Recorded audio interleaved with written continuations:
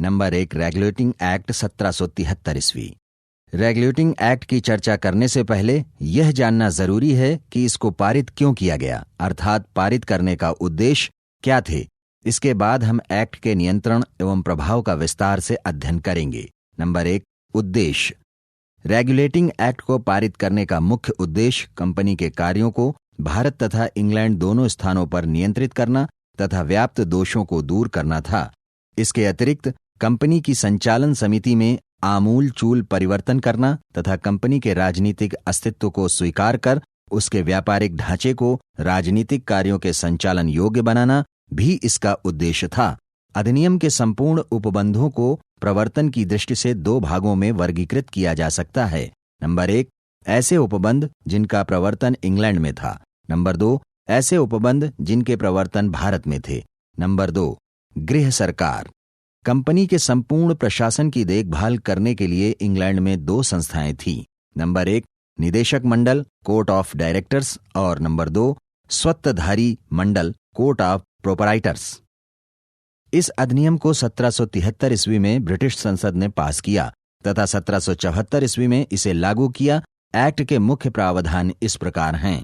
Number 1 regulating act के तहत court of directors का कार्यकाल 1 वर्ष के स्थान पर 4 वर्ष का हो गया तथा डायरेक्टरों की संख्या 24 निर्धारित की गई, जिसमें से 25% अर्थात 6 सदस्यों द्वारा प्रतिवर्ष अवकाश ग्रहण करना पड़ता था, जबकि कोर्ट ऑफ प्रोपराइटर्स में वोट देने का अधिकार उन लोगों को दिया गया जो चुनाव में कम से कम 1 वर्ष पूर्व 1000 पाउंड के शेयर के स्वामी रहे हों।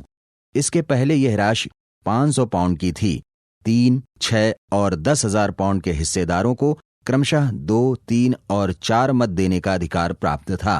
Number 2 court of presidency. Bengal के प्रशासक को अब अंग्रेजी क्षेत्रों का गवर्नर जनरल कहा जाने लगा तथा उसको सलाह देने के लिए 4 सदस्यों की एक कार्यकारिणी बनाई गई, जिसका कार्यकाल 5 वर्ष का होता था।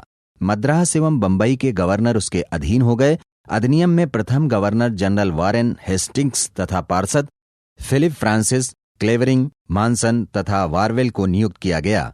इनको इनकी समयावधि से पूर्व केवल कोर्ट ऑफ डायरेक्टर्स की सिफारिश पर ब्रिटिश सम्राट द्वारा ही हटाया जा सकता था। नंबर 3 कलकत्ता में एक सुप्रीम कोर्ट की स्थापना की गई, जिसमें एक मुख्य न्यायाधीश और 3 अन्य न्यायाधीश चुने गए, जो अंग्रेजी कानून के अनुसार प्रजा के मुकदमों का निर्णय करते थे। इसका कार्यक्षेत्र बंगाल, बिहार, उड़ीसा तक था। इस सर्वोच्च न्यायालय को साम्य न्याय, नौसेना, विधि न्यायालय तथा धार्मिक न्यायालय के रूप में काम करना था। उच्चतम न्यायालय 1774 ईस्वी में स्थापित हुआ, जिसमें सर एलिजा इम्पे मुख्य न्यायाधीश तथा चैम्बर्स, लिमेस्टर और हाइड अन्य न्यायाधीश के रूप में नियुक्त हुए। नंबर 4 बिना लाइसेंस प्राप्त किए कंपनी के कर्मचारियों को निजी व्यापार करने से प्रतिबंधित कर दिया गया। नंबर 5 गवर्नर जनरल तथा उसकी काउंसिल को नियम बनाने तथा अध्यादेश पारित करने का अधिकार दिया गया, परंतु सुप्रीम कोर्ट के द्वारा पंजीकृत होना जरूरी था। नंबर 6 कंपनी के प्रत्येक सैनिक तथा असैनिक पदाधिकारियों को किसी भी व्यक्ति से उपहार, दान या पारितोषिक लेने से प्रतिबंधित कर दिया गया। नंबर 7 कंपनी के अधिकारियों एवं कर्मचारियों का वेतन बढ़ा दिया गया।